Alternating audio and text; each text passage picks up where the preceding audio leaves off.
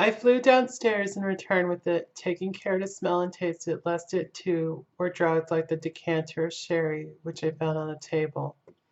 The maids were still breathing, but more restlessly, and I fancied that the narcotic was wearing off. I did not stay to make sure, but returned to Van Helsing. He rubbed the brandy, as on another occasion, on her lips and gums, and on her wrists and on the palms of her hands.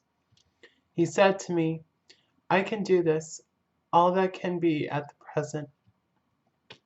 You go wake those maids, flick them in the face with a wet towel, and flick them hard. Make them get heat and fire in a warm bath. This poor soul is nearly as cold as that beside her. She will need be heated before we can do anything more." I went at once, and found little difficulty in waking three of the women. The fourth was only a young girl, and the drug had evidently affected her more strongly, so I lifted her on the sofa and let her sleep.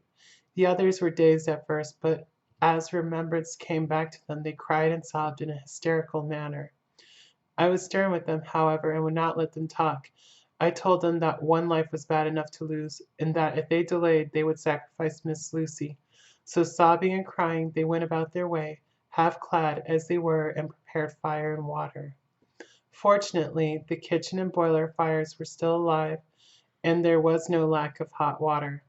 We got a bath and carried Lucy out as she was and placed her in it. Whilst we were busy chafing her limbs, there was a knock at the hall door. One of the maids ran off, hurried on some more clothes, and opened it. Then she returned and whispered to us that there was a gentleman who had come with a message from Mr. Holmwood. I bade her simply tell him that he must wait, for we could see no one now. She went away with the message, and engrossed with our work, I clean forgot all about him.